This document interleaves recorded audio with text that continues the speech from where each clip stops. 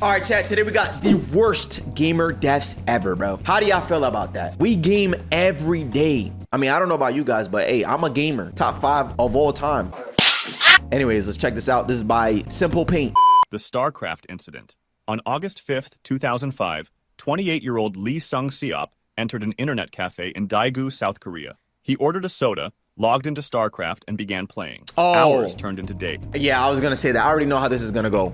This guy became so addicted to the game that he kept consuming, I'm assuming, like a lot of caffeine to the point where he missed sleep.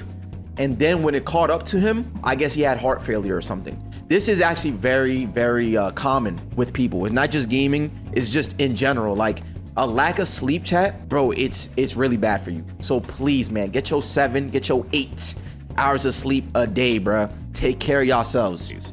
Witnesses said he rarely moved from his chair, taking only short breaks to the toilet. By the second night, he had been at the keyboard for nearly 50 hours. What? His posture sagged, his eyes bloodshot, but he kept clicking. The cafe manager urged him to stop, but Lee shook his head and loaded another match. At dawn on the third day, he suddenly collapsed. Paramedics arrived quickly, but he was unresponsive. Yeah, he's done. At the hospital, doctors confirmed cardiac arrest brought on by exhaustion, dehydration, and blood clotting from immobility. He was pronounced dead shortly after arrival. The Pokemon electrocution. Nah, chat, right here, right now, bro. We need to start moving. I'm doing push-ups, bro. I've been streaming for how long now? 16 hours? Oh my, nah, I gotta move. Right now, everybody, come on. Everybody right now, push-ups, get your ass up, bro. 1, 2, 3, 4, 5, 6. All right, we'll do another 6 in another hour, okay? July 9th, 2017, in Iloilo City, Philippines, a 12-year-old boy was playing Pokemon Go with friends. Oh, come on. They wandered near a construction site while searching for digital creatures. The boy, holding his phone, climbed onto a metal structure close to overhead power lines. Why? Witnesses said he lost his balance and reached out for support. His hand made contact with a live electrical cable.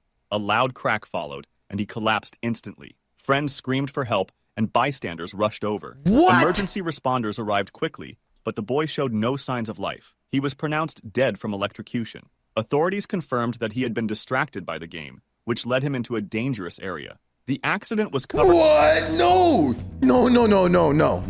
Did he walk somewhere and fall? Did he, you know what I'm saying? Like, you being distracted, I get it. Maybe you try to cross the street, you're looking at your phone, boom, you get hit. That, I can say he was distracted. But bro, he climbed the pole. For what reason? That's not him being distracted. He willingly climbed the pole. Why would he do that? Outlets, and cited as part of a series of Pokemon Go-related fatalities worldwide, where players, focused on the screen, entered dangerous environments. The Minecraft incident. On July 19th, 2015, a 17-year-old boy entered an internet cafe in Pampanga, Philippines. He logged into Minecraft and began what became a marathon session. Oh my Witnesses said he played for almost 3 straight days, taking only brief naps at the desk. Staff grew concerned when they noticed he had not eaten properly and had barely moved from his chair. On the third day, as he leaned forward to type, his body went limp. He collapsed onto the keyboard and did not get up again. Friends called for help, and staff attempted first aid. Paramedics arrived, but pronounced him dead at the scene. Local doctors later cited cardiac failure linked to severe exhaustion and dehydration after continuous gaming. Chat. Hey, we running it back. Get your water ready, bro.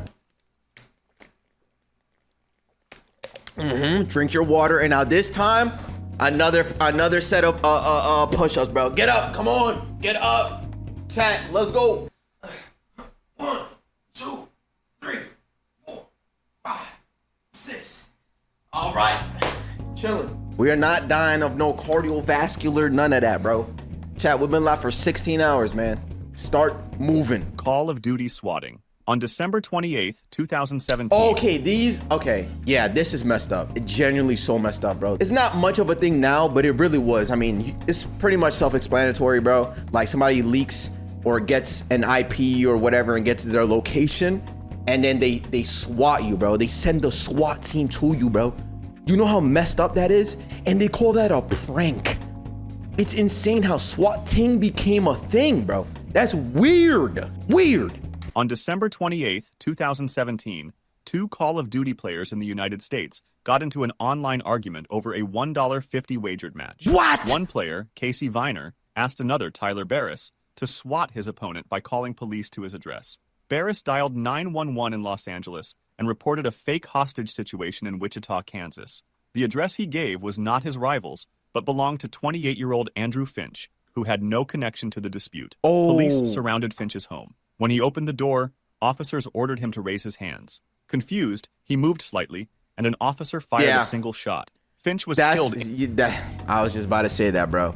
Any sudden movement, anything, they take it as a threat, and they're supposed to take it as a threat because obviously when they're being called, we're talking about the SWAT team here, they assume that whatever's happening is serious, bro. So it's like, how is this a prank, and why is it so easy to call a SWAT team? I don't understand. Instantly in front of his family. The case shocked the gaming world. Barris was later sentenced to 20 years in prison, while Viner received a shorter sentence. The Wii Fit incident. On December 28, 2009, 25-year-old Tim Eves from Sittingbourne, Kent, received a Nintendo Wii Fit as a Christmas present. Excited to try it, he began using the console's fitness programs on Boxing Day. Family members later reported that he exercised intensely for several hours with the balance board and aerobic mini-games. That evening, after finishing a workout, he complained of chest pains and shortness of breath. His mother urged him to rest. Minutes later, he collapsed in the living room. Paramedics were called immediately. Despite resuscitation attempts, he was declared dead at the scene. An inquest found that Tim had suffered a sudden cardiac arrhythmia. Though rare, doctors noted that strenuous physical activity can sometimes trigger fatal heart irregularities in young adults. The case was widely reported in the UK as the first known death linked to Wii Fit activity. That's crazy! The Counter-Strike... Ted, you can't do nothing! You can't sit down and play games for three days straight, and you can't exercise while playing games. You just... No, that's crazy, bro. That's genuinely, bro, honestly, RIP. I'm not gonna lie. But it's so crazy to me how they don't stop, in a sense. So what do I mean by that? Those people playing for 3 days straight, how did they have it in them to play for that long? Why? Like, that has to be the craziest addiction I've ever seen in my life. That's generally so crazy. And then this guy passing away because I guess not taking a break. I guess the exercise, you know, in the game, he saw it as in like an actual game, so he tried to, like, I guess, beat the level or something. I don't get it. Heart irregularities in young adults. The case was widely reported in the UK as the first known death linked to Wii Fit activity. The Counter-Strike incident. On February 26, 2010, in Chongqing, China, two men in their 20s sat in an internet cafe playing Counter-Strike. They began to argue over strategy and insults in the game. Witnesses said the argument grew heated, with both shouting loud enough to attract attention across the room. One man stood up and pushed the other. Staff intervened and briefly separated them, but the fight continued outside the cafe. Oh my God. The aggressor grabbed a knife and stabbed his opponent multiple times in the chest and abdomen. What? Bystanders called for help, but the victim collapsed on the pavement before paramedics arrived. He was pronounced dead at the scene. Police quickly arrested the attacker, who admitted to losing his temper during the argument. The killing was widely reported in Chinese media. That's scary, bro. Anger like that, like to the point where you can't control yourself, or to the point where in your mind, you now find it okay, or tell yourself like, yo, I'm ending this person's life, bro. What are you? Oh my God, bro. Over CSGO, over just a game. That's crazy. As another example of internet cafe disputes turning deadly. Local authorities used the case to highlight the growing problem of violence connected to online gaming. No, don't do that. I hate when people do that. Anything connected to online gaming. No, bro. That just means, like, that's who he is by nature. Like, video games don't make you angry. It's who you are. Nah, I'm not doing that, bro. This was not the game's fault, exactly. Violence connected to online gaming in public spaces. The GTA incident. On August 3rd, 2008, in Bangkok, Thailand, 18-year-old high school student Paul Watchino hailed a taxi late at night. When they reached his destination, instead of paying, he pulled a knife and attacked the 54-year-old driver. Wow. He stabbed him multiple times before dragging the body from the car and attempting to drive away. What? Witnesses quickly alerted police, who intercepted him only minutes later. He confessed that he had been playing Grand Theft Auto and wanted to know what it felt like to hijack a car in real life. What? Investigators said Then you wanted to know what it felt like. What? Yo, he wanted to know what it felt like to hijack a car in real life. Nothing about that was hijacking. You just murdered someone, weirdo. Showed no signs of intoxication or mental illness. only fixation on the game. The teenager was charged with murder and robbery. He was convicted and sentenced to life imprisonment. Good. Thai authorities responded by Dumbass. temporarily pulling copies of Grand Theft Auto 4 from store shelves, citing the killing as evidence of dangerous influence. The crime received... okay, maybe this one is an example of dangerous influence. Because he said it, right? He said it that... I guess he was playing the game and he wanted to know what it felt like. So is this the game's fault? Okay, this is not the game's fault. No, this guy's just insane. Okay. He wanted a reason to murder. So you're saying you're saying that was already in his nature, in his head, right? So he saw it on GTA and he's like, well, if I could do it in GTA, I think that's going to give me a reason to want to do it in real life. It is an influence, but like, genuinely, you've got to be sick. True. International coverage and became one of the first game-inspired homicides. The VR incident. On December 21st, 2017, a 44-year-old man in Moscow, Russia, was at home using a virtual reality headset. He moved through his apartment while immersed in the game, unaware of obstacles around him. Investigators later determined that he stumbled while playing and crashed directly into a glass table. The impact shattered the surface, slicing deep into his body. Alone in the apartment, he was unable to call for help. Neighbors reported hearing a loud crash, but did not enter. Hours later, family members found him lying in the living room surrounded by broken glass. He had bled to death from severe wounds. Chad, that generally sucks, bro. Being the person or the people to find him out like this, bro. He had bled to death from severe wounds to his head and neck. Moscow authorities confirmed the accident, noting that it was one of the first recorded cases of a fatality linked directly to the use of a VR headset. That's just unfortunate, the unusual honestly. Circumstances attracted international attention, with headlines highlighting the hidden dangers of playing immersive games in unsafe environments. The World of Warcraft. Wait, playing immersive games in unsafe environment. Okay, at the end of the day, that's not really like a virtual reality problem. It's not a VR problem. I think it's more of I guess like a human error. You know what I'm saying? I feel like you should know not to move or walk. Like, why would you know what I'm saying? Like, why would you walk around your house knowing that you're gonna trip on things and hit things? Yeah, that's his fault. The World of Warcraft incident. Oh no, wait, no, never mind. This is World of Warcraft. I thought it was League of Legends.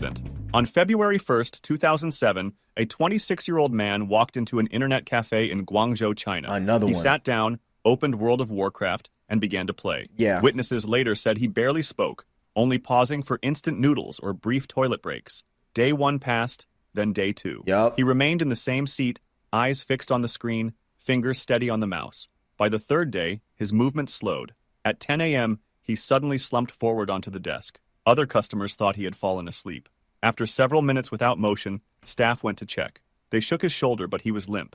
An ambulance was called. When paramedics arrived, he showed no pulse. Oh my God. Doctors at the nearest hospital declared him dead, citing cardiac arrest linked to extreme exhaustion and dehydration after 3 days of continuous gaming. 3 days of continuous gaming, a lack of sleep, lack of rest, and the noodles, bro, sodium, chat. That's like 1,000 milligrams of sodium. That's a lot of salt. No water, you're literally frying yourself, bro. I want to go to an internet cafe, but I don't know anymore. You still can. It's just, it's their fault. They're just genuinely super addicted to this. I don't know how they have it in themselves to sit there for that long and not take breaks or just fall asleep. Like, bro, you know you can fall asleep. They have timers on how long you can be on the computer. Yeah, good. That's good. And I'm assuming, what, you can extend it through paying or something? Like, bro, it can't be that entertaining to be playing for that long. Yeah. The Halo incident. On October 20th, 2007, in Wellington, Ohio, 16-year-old Daniel Petrick argued with his parents after they confiscated his copy of Halo 3. They had locked the game in a safe, believing he had become dangerously addicted. While they were out, I did too, Daniel chat. discovered where the key was hidden and retrieved both the game and his father's pistol. Whoa. When his parents returned, he confronted them in the living room. He asked them to close their eyes, saying he had a surprise. What? Instead, he raised the pistol and fired. His mother, Susan, was killed instantly. His father, Mark, was shot in the head, but survived. Daniel attempted to frame his father by placing the gun in his hand. Paramedics arrived quickly and saved him. Daniel was arrested and later sentenced to 23 years to life in prison. Yes, the life. case shocked the United States. No, this is sick. You are sick, bro. This is not a Halo incident. This is a him incident. This is disgusting. What? You are a vile, sick, nasty individual, bro. to even come up with that plan, to sit there, grab the gun and say, hey, you want to know what? When they come back home, I'm going to do this. He had all this time to pull back and say, nah, that's messed up. I'm not going to do that. But no, he went with it. What? Questions about violent video games and teenage obsession. The Pokemon Cliff. On September 7, 2016, two men in Tokushima Prefecture, Japan, were playing Pokemon Go along a coastal path. The mobile game, which used GPS and augmented reality, had become a global sensation only weeks earlier. Players often followed the app into unfamiliar areas while chasing virtual creatures. But how though? Chat, no, bro. I am never in a scenario where I'm just looking at my phone like this the whole time. Not one did they look up. Not once did they throw a Pokeball and look and nah, bro. I feel like even if I'm texting in real life, like on my phone, walking, whatever, I'm still aware of what I'm doing. And don't do this, chat. Don't do this. Do not, use your phone and drive. But there are times I get a phone, or maybe I said a phone. There are times I get a text, or I want to change the song. You feel me? Although I am driving, I am 10,000% aware of what I am doing, that I can look away for a second to just switch the song, or like look at my phone and say, oh, my brother texted me, whatever, and then put it down. You feel what I'm saying? Don't do any of that, by the way. But there's no way, man. There's just no way. The men, aged 21 and 22, walked together while staring at their phones. The trail narrowed near a steep drop overlooking the sea. Focused on the screen, they failed to notice the edge. Both fell from a height of more than 65 feet. Oh! Emergency responders were called immediately by nearby witnesses. One of the men was found alive but badly injured. The other was discovered at the base of the cliff, unresponsive. He was declared dead at the hospital a short time later. Bro. Japanese authorities urged players to pay more attention to their surroundings, and the case received wide coverage in national and international media. That's crazy. The League of Legends incident. Okay, this I believe. On November 14th, 2012. Chad, you know how much rage clips, how many... Never played League of Legends, but I've seen the streamers. I've seen the videos. I've seen the clips, bro.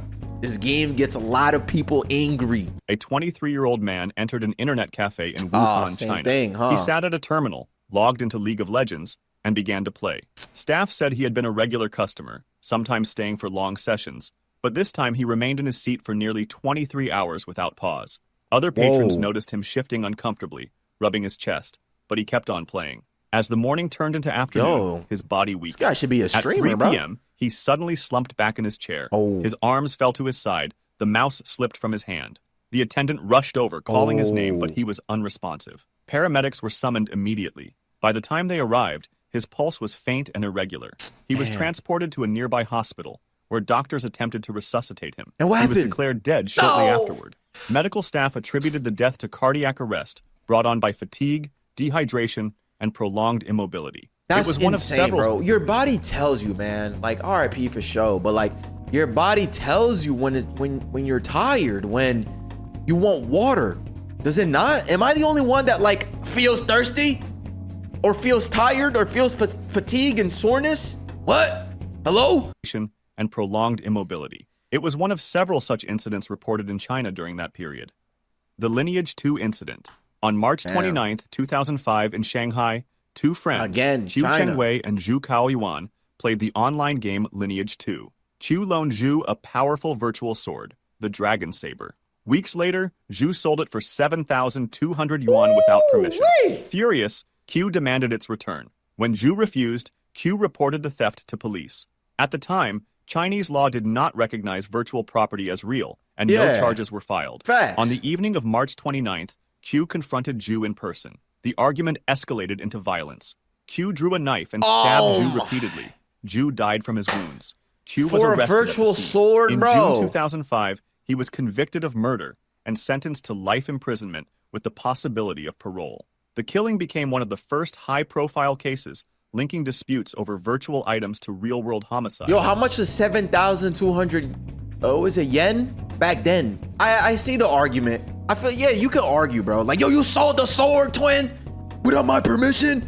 I get it, but to pull out a knife, bro, is never that serious, bro. Cases linking disputes over virtual items to real-world homicide, sparking debate in China. Bro, that's like me selling all y'all Marvel Rival skins. The Pokemon Train. On August 23rd, 2016, In Tokushima Prefecture, Japan, a 39-year-old truck driver was driving on a rural road while playing Pokemon Go. Distracted by the game, he failed to see two women crossing at a railway intersection. The truck struck both pedestrians. One woman, aged 72, died instantly. Oh my the second, God. aged 60, was rushed to hospital with critical injuries and died shortly after. Oh my. Witnesses said the driver never braked before impact. Oh my. Police arrested the man at the scene. Get him He out. admitted he had been playing Pokemon Go behind the wheel. Prosecutors charged him with dangerous driving resulting in death. The case made national headlines in Japan, where the government had already issued public safety warnings about the game. Yeah. Following the tragedy, Niantic, the game's developer,